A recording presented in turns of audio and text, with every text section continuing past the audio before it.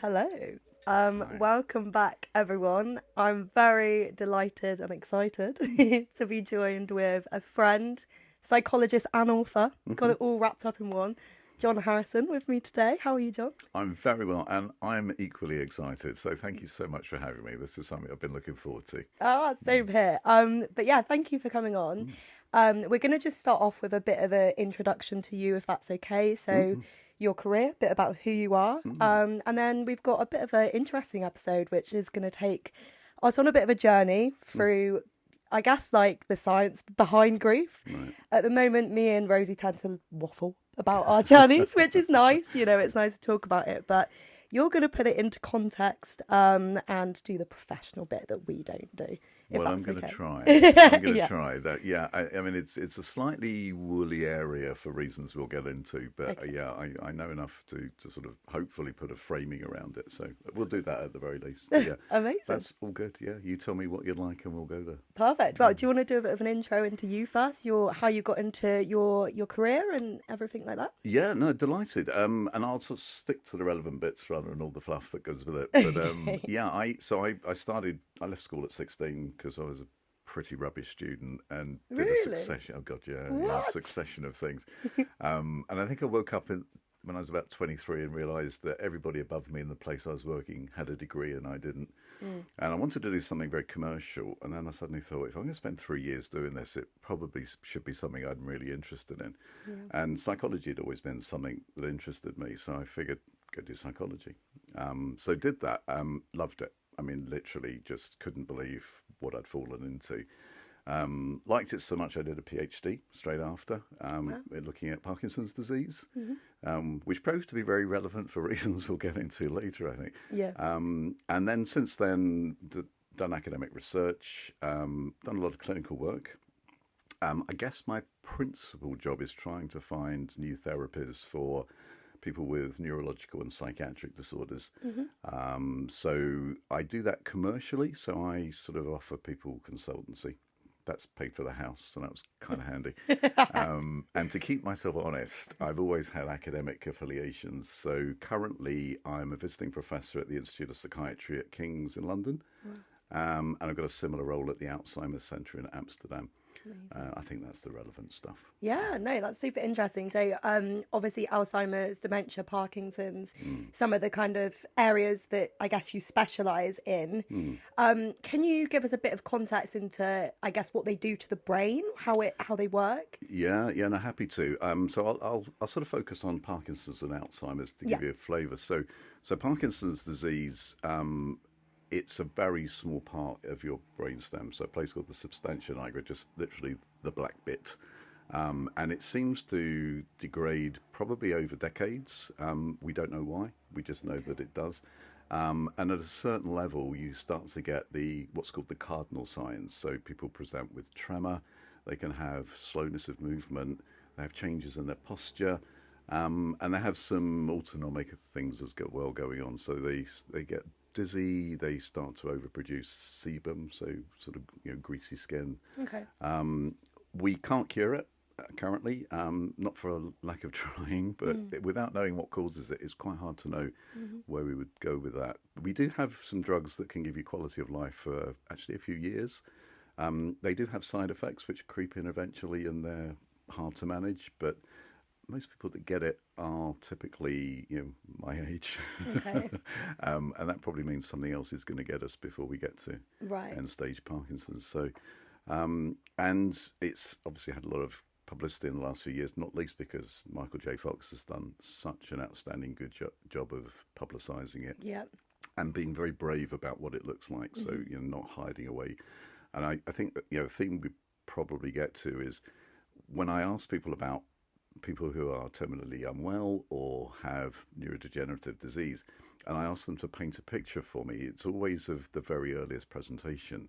And what's usually absent from that is anybody having witnessed end stage Yeah. Parkinson's disease or cancer. And it creates a very false impression. And that's probably something we can do a bit of good work today to undo. Hmm. Alzheimer's disease, we don't know what causes it, so we should be pretty humble about what we haven't achieved. Yeah. There's a couple of new drugs, and there's some that have been around for 15 years. The newer drugs arrest the process a little bit. So typically, people notice, and often people close to them notice that they've started to forget appointments, lose things around the house. If they're still driving, they often can't quite remember the most direct way home. So it's typically memory. Lots of other things too. So people will find their concentration's not as good as it used to be. Their ability to organise their thinking starts to reduce. And when I ask people to paint the typical picture of somebody with Alzheimer's, it's usually sort of a benign nan who's losing her knitting Yeah. in her mid-70s. In Amsterdam, we routinely diagnose people in their 40s with Alzheimer's. Really? Yeah, and they're often very high-functioning individuals who need a really intact cognitive system to do their job. And they come to us and say, look, I don't know what's going on, but I'm not as sharp as I used to be. Wow. And it's hard to detect. We've recently picked up some biomarkers, so there are things that we know about the Alzheimer's brain, overproduction of proteins, and we're starting to get really good at picking those up early. But both these diseases probably start 15 to 20 years before you present clinically with the signs and symptoms, which is a very slow burn, but it does offer us the opportunity of maybe intervening much earlier in due course to stop it ever happening. So unusually, it's been pretty bleak for the last 35 years, but in the last year or so, there's a real sense of hope we can do some good work here. Oh, that's so interesting. I didn't realise it was kind of on the set so early. Have you seen a real increase in the number of people having cognitive diseases? Yeah, I think because we're much more attuned to it. Okay. So cognition, which is, I suppose, the niche I've lived in, everything I've done has been related to it somehow. Yeah. It's not really well understood. So when I'm presenting to even professional audiences, I begin with a slide that says, just so you know, these are the things you need to know about cognition. Your concentration, your ability to solve problems, your ability to communicate, your ability to act meaningfully on the world, memory, those kinds of things. And it's usually for people their first exposure to a long list of things that comprise cognition.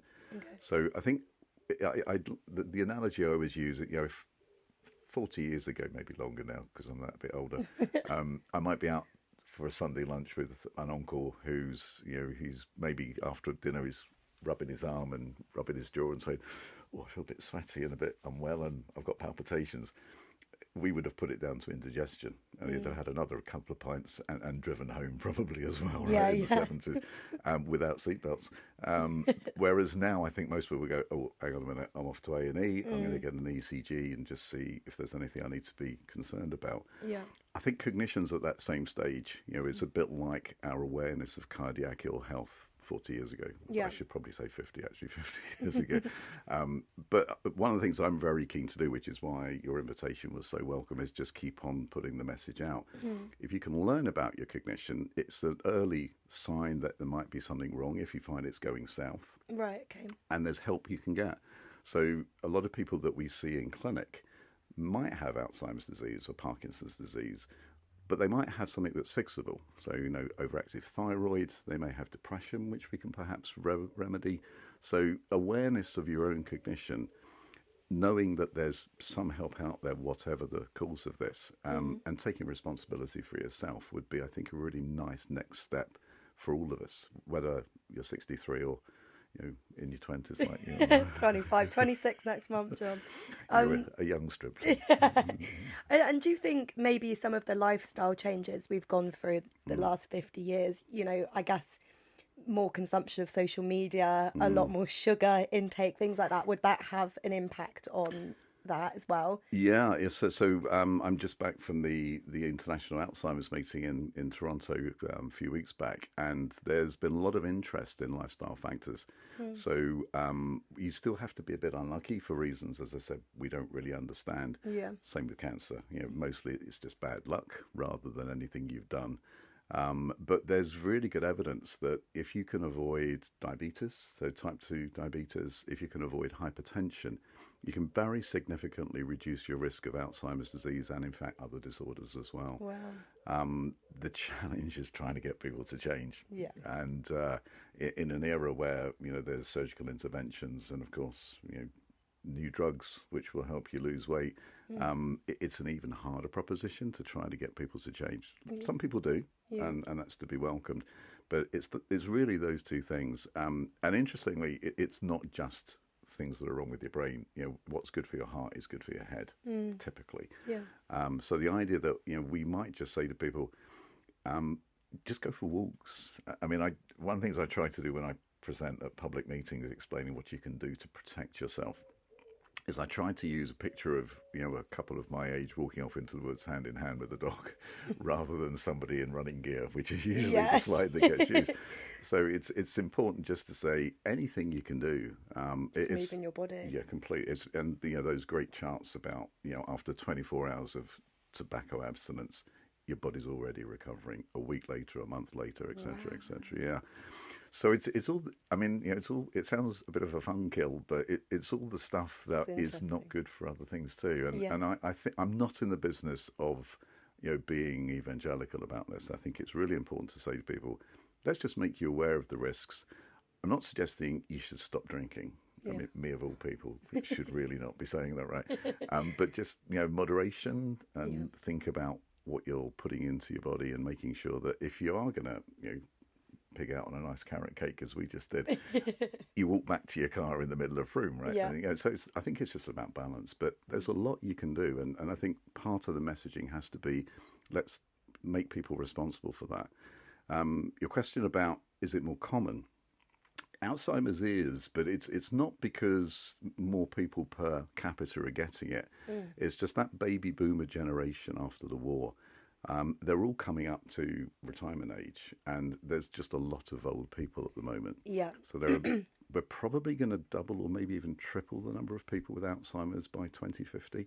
Wow. Which is a frightening prospect, not least because that's an awful lot of people to manage. But you've only got to listen to health secretaries or debates about the healthcare system. We're under pressure on all levels, and the more we can do to reduce people's risk and the fewer people that transition into clinical presentation of Alzheimer's and other things is not just in their best interest, it's in all of ours, because we can then tend to other sections of the community.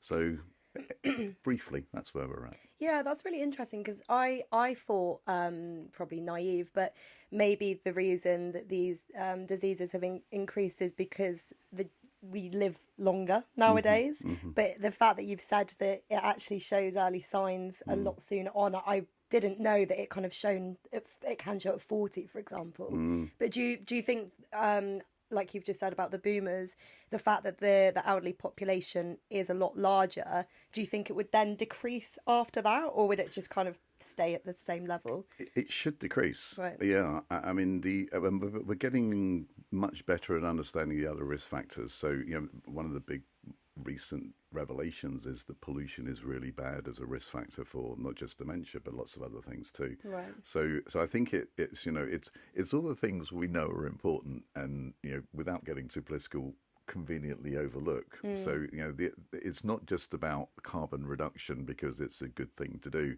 It actually has tangible impacts on people's lives. So that we must stay on track with that kind of thinking, because it will impact what people do. People who are susceptible to asthma, who live in urban environments where there is a lot of pollution, it does provoke and worsen their asthma. There were poor children who lived in accommodation that was mouldy, and that had a very negative effect on their health, right? So it's all the stuff you kind of know, but with modern life, so much gets in the way, and we maybe lose sight of the stuff that might be really important. So I don't think it's a temporary blip, probably. You can quote me on that in 50 years' time when I'm wrong, but it feels like that should be the case. So it is really trying to sort of manage it for the next 20 years, mitigate the cost, the risk, try and improve people's lives. Living with Alzheimer's disease is pretty challenging, not just for the person with it, but those around them as well. So it's about making sure that everything's in place to support people living with it and trying to help those who try to care for them. Yeah, I mean, as I said to you before, my granddad has Alzheimer's, and he's, over the last 5 years, really deteriorated. I mean, he doesn't even really talk nowadays. He just kind of mumbles, sleeps. You've worked a lot in the Netherlands where Hmm. they have assisted dying. What's your thoughts on that being in the UK? Do you think it's beneficial? Gosh, we're in It's at a the deep question. end, Maisie, aren't we? Yes. Do I think it's beneficial? Okay. I want to give a very measured response to this, and the context for that is I hope I'm a measured person anyway, but Yeah. um, it's a very emotive topic, Hmm. and particularly domestically, not least because we've got this bill passing through Parliament. I mean, I don't know if it'll turn into legislation, but it has at least a chance to do so. Yeah. And I must, I'm pro-choice, but not in the way it gets used in certain places. I Yeah. think, for my money, if I'm competent, which typically means if I'm over 18, if I want to draw a line, I should be allowed to decide what I want to do, Hmm. and that extends for me to choices about end of life care. Yeah. And um, in the Netherlands, that legislation's been on the books since 2002. Well. And initially, it was very much the scenario we're met with domestically. So people who are terminally unwell, the vista is about 6 months with no possibility of cure, Right. could be offered assisted dying. Um, it's evolved, and I think that's probably the pattern in a lot of places. So it's become more inclusive because when you try to operate these things, it turns out to be more challenging than you imagined. Mm. But it's in the Netherlands, and it's an unpopular figure, but something like, well, last year nearly 5% of people who died in the Netherlands did so with assisted dying, Wow. which is a lot of people. That is a lot. But I got to say, and I get the arguments from both sides. There's the slippery slope argument, and lots of people I know and treasure believe from a spiritual point of view this is just not something that should be offered. Mm. So I think it's always important to have that voice in the conversation just to keep the rest of us thinking about these issues. Yeah. But I mean, unfortunately, end of life care isn't perfect. That people do die in a good deal of pain. There are certain physical unpleasant things that can happen. I'll spare you the details for today unless you want to go there. And you just think, I don't want that for me. Yeah. And bottom line, if I personalize it, when I was in the queue for things from God, I wasn't particularly at the front of the queue for looks and athleticism and stuff like that. You fishing for compliments, that John. If you want to go there, that's fine. Right? But I think I was quite near the front when it came to intellect. Yep, I would say and so. I figured, thank you. And I figured, if I didn't have my intellect, really not sure whether I'd want to just watch myself get worse and worse until the point where I wouldn't recognise you. Mm. I couldn't communicate, and so I would personally want that choice for myself. Yeah. And I guess there is an argument about, well, are there people who could be coerced? Are there people who might feel they're a bother, just don't want to be a bother? On the first one, we need to be really careful about how we protect people who might be coerced into agreeing to it. Yeah. Part of my decision making would be I don't want to be a bother, right? And it's very hard work being a caregiver. I mean, I'll give you lots of very florid examples of what that looks like. But I'm very blessed. I've lived a very good life. I've been given opportunities. I've been places I never thought I would. I've managed to do things that I was surprised to find myself doing.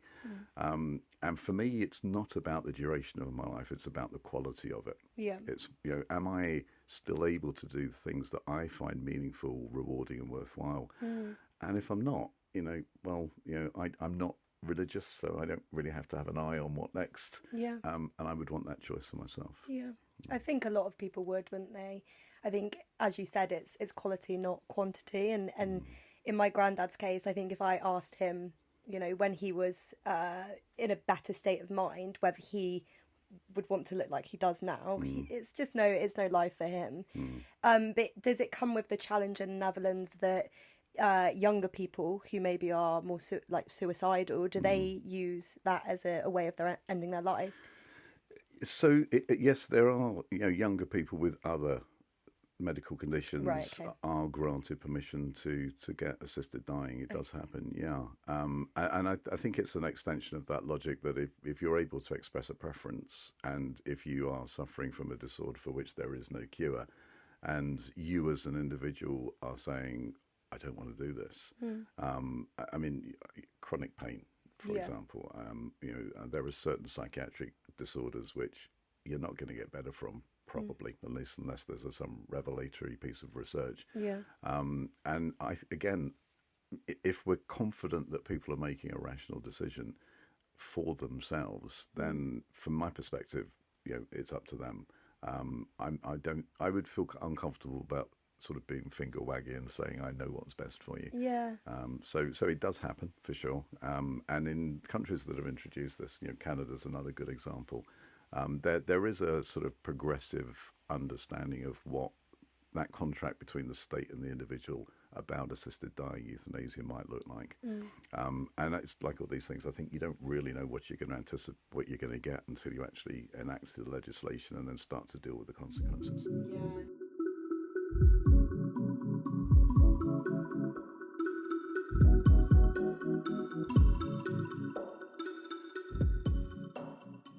I guess moving the topic on, obviously you're on a grief podcast. I don't know if you've seen the sign, John. I did, can I just say I haven't missed one yet, so I'm 100%. I hope there's some sort of T-shirt for me. Yeah, gold star. But I guess it would be nice to talk a little bit about grief. I don't know if you're happy to talk about your own personal experience with grief. No, I am.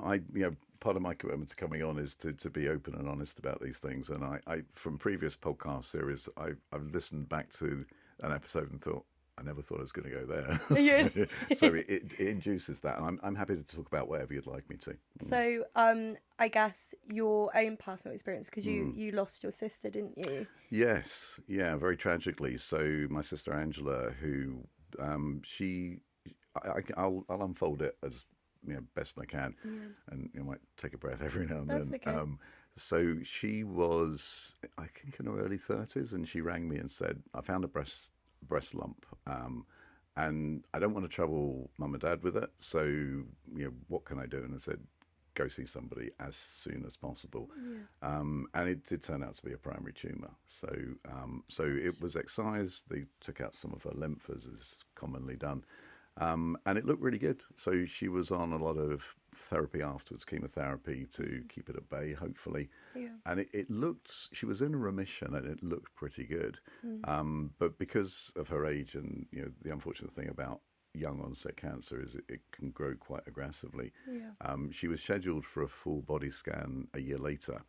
And she went back and it was pretty much everywhere. So it metastasized to her brain, to her bones, to her organs. To a point where it was fairly evident that this was going to be terminal. Yeah. And again, to sort of prefigure some of the other things we might get into, a lot of people around her didn't know how to handle that.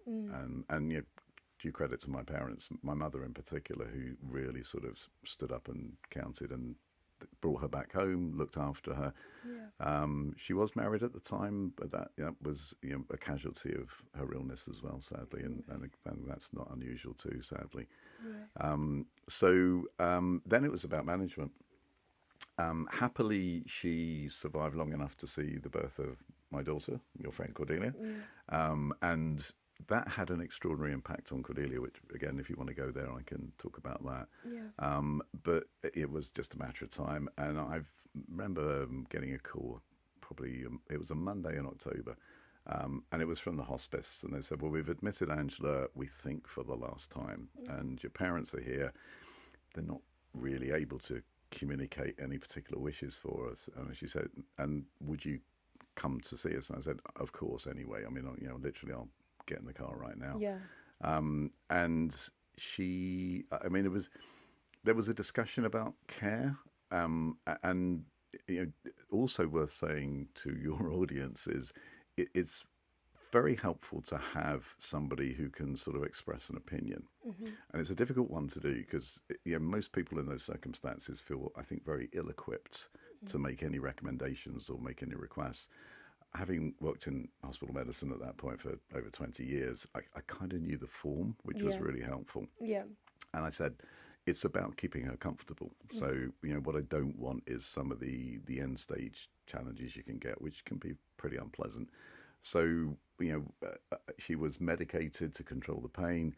My mum and dad and I were at her bedside when she passed, and that was early that evening. So it was short, which, again, from my perspective, it was a blessing because having been in similar circumstances professionally when you're on a hospital ward, and nobody's expressing a preference and nobody really knew what the person wanted. That can be a very long, unpleasant vigil. And often it's managed very successfully, I'd be the first to agree, but not always. And that's, I think, psychologically very damaging to the people that have to watch this happen. So and when she did pass, one of the other things that is worth saying is, so working in healthcare, I think most of us have a point where we think we've become a bit too robust to all this kind of stuff. Yeah. And you wonder if you can genuinely grieve yourself because, you're on a neurology ward, a lot of people that come in aren't going to leave other than through the basement, sadly. Yeah. So you get very used to it. And I think if you can't hack it, you probably don't stay in that profession. You go and do something else. So, and I think I was in that part of my thinking. And in the immediate aftermath, I stayed with her for about an hour after everybody left the room and just sort of, held her hand and things like that. And saw some of the changes that, inevitably death requires, as people pass. And then it became evident to me that, I was the one who was going to go and have to do all the bureaucracy. Right. And again, for all your listeners, there's a lot of stuff you have to handle. It's quite a revelation. And happily now, I think there are much better resources for people to go.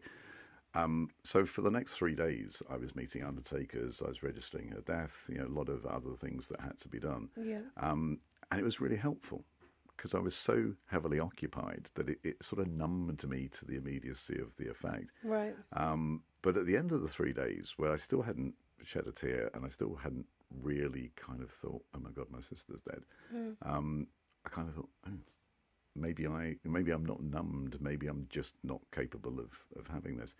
And the revelation was her funeral. Really? Oh my God. Yeah, so I gave her eulogy. Mm-hmm. You can still feel it now. It's really odd, yeah. Oh, bless you. And it was, I remember talking to the vicar beforehand and him saying, are you going to be okay to do this? I said, oh yeah, God, I present, every day of the week. And I knew what I was going to say, and I got up to say it, and I melted. I literally just melted. And I got it out in the end, but it was proper tough.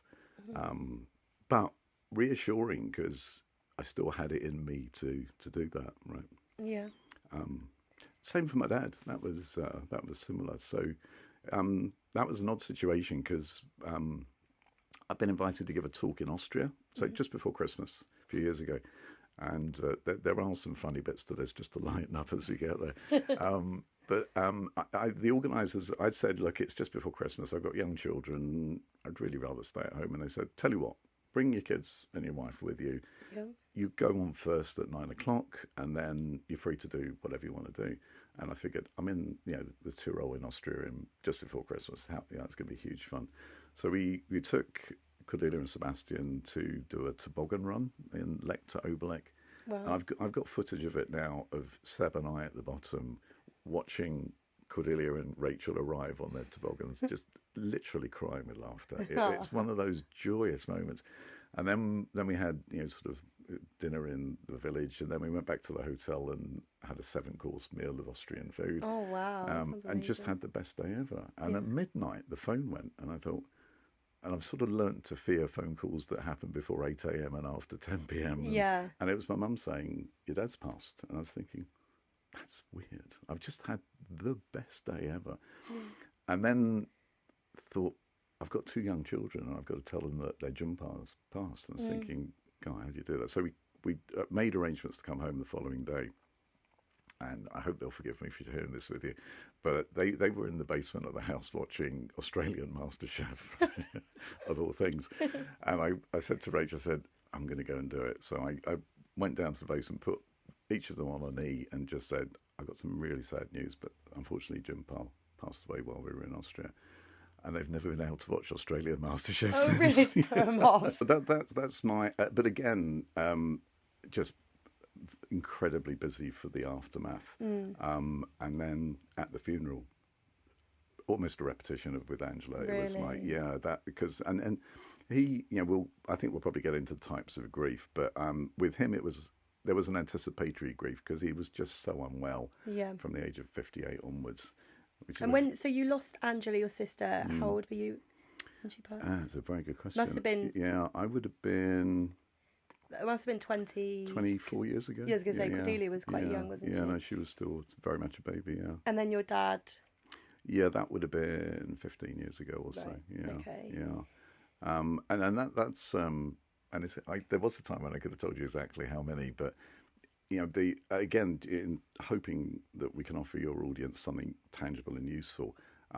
It's just whenever I think of them both, it's just all those fun Christmases and the Really? holidays and the accidents that ended up being funny and I think that's for me the message to people is it does get better mostly, doesn't always, but it mostly does. And if you get to this point, you think about them, but it's always a fondness. It's like all the good things you had. Yeah. Yeah. So there's always that light at the end of the tunnel for people. Yeah, that's really helpful because I mean, myself, I'm 6 months in on Saturday. It was the anniversary, but yeah, it's hard to know that there will be a time where you'll be in a better place because it's just like you're surrounded by this darkness. And I mean, when I think of Vince now, I obviously think of the fond memories, but it still aches so much. And I mean, I'm sure it still aches for you, but it's kind of like you say, you've got those happy memories that overtake that in a way. Yeah, no, I get it. And we were just looking at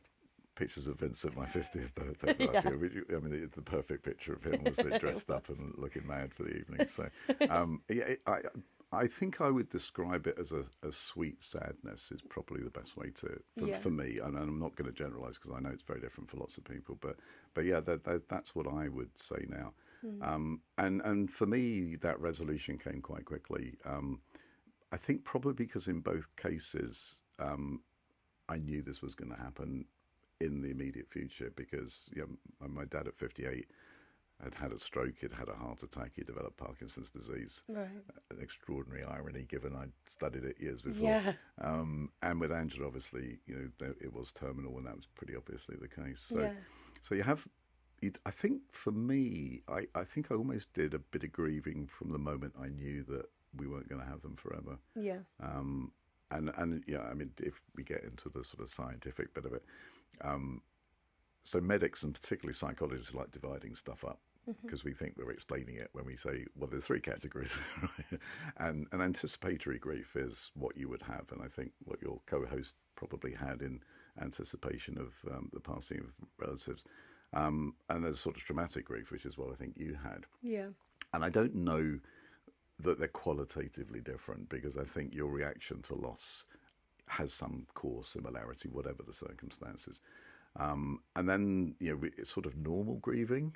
And this always sounds a bit sort of cod psychology to me, but most people take between 6 months and 2 years to get through grief.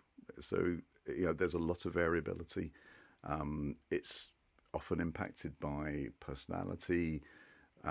People that have faith often deal with it better than those that don't. So there's lots of things that creep in to say, well, you can't generalise too much.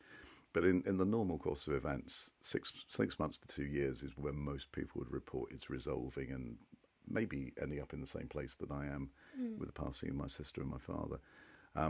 It gets challenging when it goes on past 2 years. So sometimes called complex grief or complicated grief. Right. And that's the circumstances where you might think about getting sort of more professional help. Maybe it's not just grief in the literal sense, but there's some other facet of this that we can help you with. Maybe it's converted into some form of depression. Right. There's a whole host of things. So broadly, that was it. So I had anticipatory grief, and I think that's probably why when it happened, I was still able to function. Yeah. And there's lots of other things we can get into, but I'll probably leave it there. No, it is interesting because I found like when Vince died, obviously, as you said, it was unexpected. So I found the first month, I would say, I was just in complete shock, like in denial completely. So I guess I didn't really fully process it until a month and a half after he died. And Right. I mean, we had to wait 7 weeks for his funeral. So that was a real limbo period of I didn't know what was going on. But I think, as you've highlighted, funerals are really important to give you that closure. And I know you said to me before, it's more for the people who are still here than it is for the person who's died. Yeah, no, I feel that very strongly, and I'd say I'm not religious in any sense, but I think that idea that we have events that we mark, and it probably changes us. I mean, when I got married, really good example. The week before, I don't think Rachel ate. She was so nervous. I was off down the pub and having kebabs on the way home, even the night before.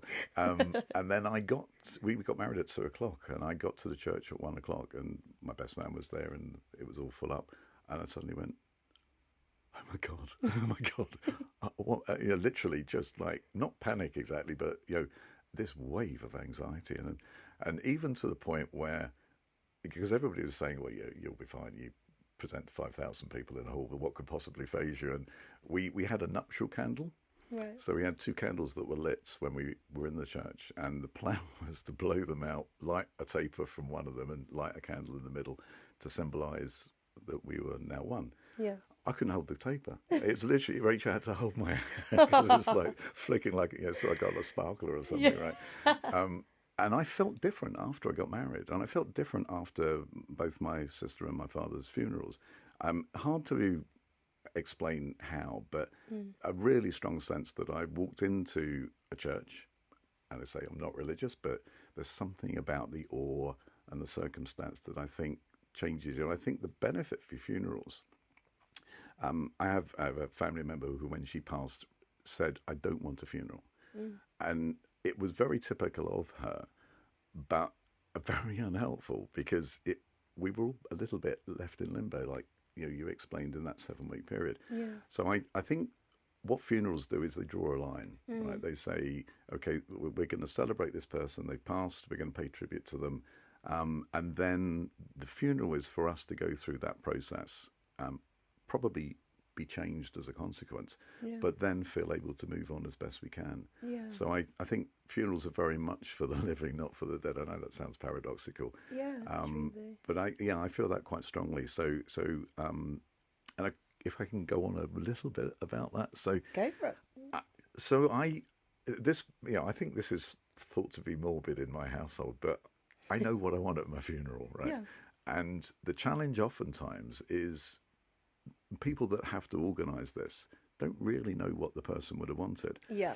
And in a sense, you could say, well, they're never going to know, so that doesn't matter. And say, but I think it does, You because want to honour them, don't you? yeah, and you want to get it right. Yeah. Right. So if there were certain hymns or certain pieces of writing, or if they wanted to go out to always look on the bright side of life from Monty Python, then knowing that means you can plan the funeral. So the person organising it avoids some of the stress and some of the grief, because they've got a clear understanding of what that person wanted. Yeah. So again, if people can bear to do it, and I think Rachel, my wife, found my funeral plan once. She was a bit cut up about it, but I said, well, at least you know, right? Yeah. And you know where to find it now too. So Yeah. I think it definitely makes things easier. Like my mum and Vince were really open about what they wanted, and it made things very clear for mum when he passed. I mean, obviously that was completely out of the blue, his passing, but she knew exactly what he wanted because she had those conversations. He wanted loads of people. You know what he was like. He wanted bagpipes because he was Scottish, so we had bagpipes. Christ, that honestly was the worst thing to have. But even like down to the hymn, one of them was like sang as a Man United song, so she knew she'd like that one. He'd like that one, but. I think we said before about how the preparation makes it a lot easier for the people who are left behind, and how important it is to get have a will and things like that up together. Absolutely, yeah. My sister, who dealt with her ill health by refusing to believe that she was unwell, Really? she didn't have a will. And it was a good few years before we managed to get it sorted. And I don't apportion any blame. It was her way of getting through it, but it did make life very difficult. Yeah. I mean, again, just as practical advice. So we've just given our children power of attorney over Rachel and my health and wealth. And my feisty daughter is the best possible advocate I could have for me, I think. So she'll be terrorising doctors in the ward when I'm there. So I know that I'm safe in her hands. But when we went to sign the power of attorney, we were chatting to the solicitor, and she said very few people with adult children take this precaution. Really? And she said, and it, it's just really worthwhile because it just makes the aftermath of grief that much easier to manage. Yeah. So yeah, definitely a will. That and that can be quite easily done. Power of attorney is a bit more complicated, but I think it's really worth it. So I guess they would be three things I'd really want to impress upon people. If you can tell people what you want at your funeral, if you can make sure that they can act on your behalf if you become unwell and in the aftermath of your passing. Yeah. And also have a very clear view of what you're leaving and to whom and why. Yeah. Not least because there are occasionally family fallouts in the aftermath because maybe the clarity wasn't there about what the person wanted, and some people are quite acquisitional in the aftermath of someone passing. So trying to avoid that as best you can, I think, just helps to manage the process and make it a little bit easier on those that you leave behind. Yeah, I think to add to that as well, from what I've learned, it sounds morbid, but literally within a month of Vince passing, me and Harry got life insurance because a lot of people, especially our age, don't have it. And if one of us died, we're about to get a mortgage, it leaves the other one left behind. So I think it's really important for any of our younger listeners, if you haven't got that in place. It's not much a month, but it goes a long way. Completely, and I'm pleased to hear you advocating for it, because you're after all that generation that I very rarely get to talk to. So that's one of the reasons why this is such a welcome opportunity. But it is, and I know it's difficult. I perfectly get that, and it's a very difficult topic for lots of people to think about. And for me, I mean, I would say this, wouldn't I? But it really is about education. Just having a general understanding of even how people die. I mean, one of the books that I always advocate is How We Die. And it's just a very dispassionate account by a doctor of the actual process. Right. And it can prevent unpleasant surprises and give you a better understanding of what it is that person in front of you is going through. Yeah. And I know it is difficult. I perfectly get that. But if you can bring yourself to do it, I find it incredibly helpful. It just gives me a much better understanding, rather than sort of just being left to get on with it, which is usually what happens. So all definitely. that. My last thing, the last point I wanted to make before we move on to the Q&A element, because we had a lot of questions for you, was just your like general advice for grievers. Obviously, I think a lot of people who are grieving almost feel the agony of grief within their body. It feels like a real pain. So is there any advice that you have for anyone going through a bereavement or loss of any kind? Yeah, there is. And with all the caveats about it's a very personal experience. We don't all experience it in the same way. We inevitably don't manage it in the same way. So there's some general guidance that we can offer people, but a lot of this is just going to be what I found works for me. And worth saying, death doesn't have the monopoly on grief, unfortunately. There are lots of other things you have to confront in life that will leave you bereft and grieving. First time you get dumped. Yeah, exactly. I can vividly remember sitting in a room thinking, "Oh my God, my life's over." Yeah. And it felt that way. Yeah. So you probably never happened to you though, did it? Hasn't, but I think I'm the heartbreaker, John. You know me. I knew that. But I came but no, I cut off my dad, my biological dad. So that did feel like it's a loss. Going through grief. Yeah. So so ultimately the scientist in me comes through, right? So there are some things that we would offer as general advice. They usually come under the sort of general rubric of the 3 C's. So one of them would be choice.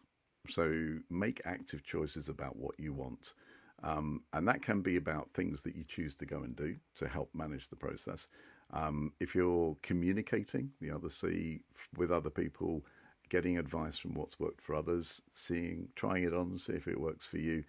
And choice extends to saying, I don't want to do things as well. Good Okay, point. so it's positive, and I'm going to withdraw just because I need a moment. And that's advice we'd often offer to people with a variety of challenges. Is just make it an active choice, because I think the issue with grief, and probably traumatic grief like you endured, is there's a loss of control. Right, this thing has happened, and you just feel helpless. Yeah. I mean, was that your experience? Did you kind of think, oh my God, what do I do now? Yeah, I became an obsessive cleaner because that was the only thing. And I've read a lot of people do the same when they've had, a shocking loss, because it's like you have no control. And you know me, I'm a massive control freak anyway, so it was... Are you? Yeah.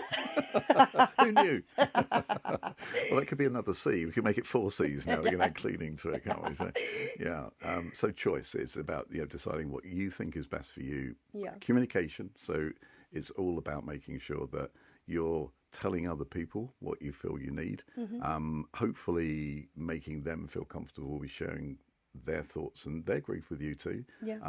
So it's not, again, just as death doesn't have a monopoly, you don't as well. There's lots of other people that are party to this process. Yeah. And then I think it's about just trying to make decisions around how to proceed.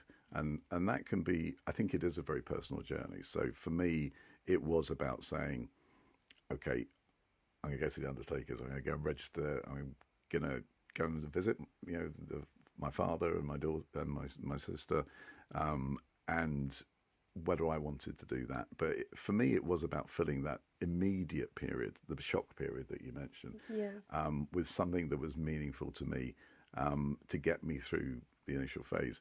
Not least because somebody had to do it, and I kind of felt like I was best qualified to. So there was a bit of that. Yeah. These would be the sort of general advice, but implicit, I think, in the use of the word choice is that you're making a decision for yourself, hopefully an informed one based on things you might read. There are lots of good resources. Maybe we can point people to them after the episode. But just talk to people who've been through it. Listen to your podcast, for example. Thank you. Okay, so... Can we get a clip of that just to share everywhere? Yeah, that'd be a nice little teaser on LinkedIn or something. Yeah, exactly. Yeah, so generally, I think that's what it looks like. The other, can I ask you a question? Yeah. So you mentioned about bagpipes at the funeral, and I remember Queen Elizabeth II's funeral where there was that lament that was played at the end, and it does just get you here, doesn't it? Is that what you experienced? Was it just that moment that really made it sink home? Yeah, I mean, I always find bagpipes emotive anyway. I remember going to a wedding in Scotland with Vince and my mum. I was really young, maybe like 8, and there was bagpipes there, and I remember thinking, God, these are crazy. And Vince would always cry every time he heard bagpipes. Like, he would be an emotional wreck. Right. So yeah, I mean, the girls will vouch for it. When we heard the bagpipes at his funeral, it just was... I've never felt emotion like it. They are such an emotive, I guess, such like raw sound. I don't think there was a dry eye. Obviously it was sad anyway, but I don't think the bagpipes helped it. But yeah, I mean, it's what he wanted, so... Yeah, and just on that, I think a bit of it is, being that sad is uncomfortable. It doesn't feel good. But I think it's the kind of thing that you have to endure, because I think it actually does help you with the process. Yeah. Because especially blokes, right? I mean, blokes always tell you they don't have any baggage, and then a week later the TNT lorry turns up, right? And I think this is another good example of that. So we're all, well, yeah, I can manage this. Don't worry about me. And then they go and melt in a room somewhere. Yeah. And I think it's about that willingness to be showing emotion. And one thing, hats off to your generation. You're much better at doing than my generation ever was. Is being more authentic about how you feel. Yeah. And people make choices about when they choose to display that, because it is still seen as a vulnerability, which I think is unfortunate, because it's probably quite a healthy thing to do. Yeah. But it's sort of for me like people that say I don't like hospitals. And I say, well, you're not supposed to, right? Yeah. I mean, it's just, but you're going to need them. Yeah. So you should probably go there if you need medical help. It's a bit like I don't want a sad funeral because I'm going to feel uncomfortable. And I said, want to say, I think that's how you should feel. Yeah. I think that's the idea, Yeah. right? Because you're getting it out your system. Absolutely. And you're doing it in a place where nobody's going to hold it against you because it's an acceptable way to behave at a funeral. Yeah. So, I mean, my funeral's going to be miserable. It's going to be readings about death and slow hymns and black plumed horses and glass coffins and all that good stuff. God, I was not a glass coffin. I want to be drawn through the streets, but because I don't want people to be sad, but I think they should be. Yeah. If I can put it that way. Yeah, definitely. It's interesting, like the different perspectives. Actually, I might be jumping one of the questions because they're actually one of them is my question, but I was gonna say about like the differences in culture. So like for example in Mexico they really celebrate death. They kind of parade, I think they bury bodies up and like parade them around. I hope I've not misquoted Mexico there, but it's just interesting the differences in cultures. We kind of really dread it here, but others celebrate it. We hide it away a lot, and I think that's really unfortunate. And I mean, I've been to funerals in cultures where people lie in state or lie in rest, and it's difficult to imagine because it's not part of our experience. Yeah. I mean, there may be listeners for whom it is, but I see the value of it. I think the challenge for me is the reason why it's challenging for people is because we lock it away. Yeah. It's to revisit our discussion about neurodegenerative disease. The reason why people's picture of an Alzheimer's patient is granny losing her knitting is because they're not in the hospice room when this person's nearing death. They're doubly incontinent. They don't recognise anybody. They have moments of lucidity where they just look petrified, and it's a very unpleasant picture. And we tend to protect people from it. And I think dying at home, a good death, very commonplace in even our society's past. I wonder if there's some virtue to that. It's certainly what I would want. I don't want to die in a hospice. I really don't. And happily with Rachel being a physiologist and Cordelia being a nurse, I might not have to. Yeah. I haven't told them that yet. That's all part of the that's plan. in their future. Yeah. I think it, as hard as it is, and I perfectly get that this is a really challenging topic, some acceptance and a better understanding probably would help us all, particularly when we have to face that adversity at some point, which we're going to have to. Yeah, absolutely.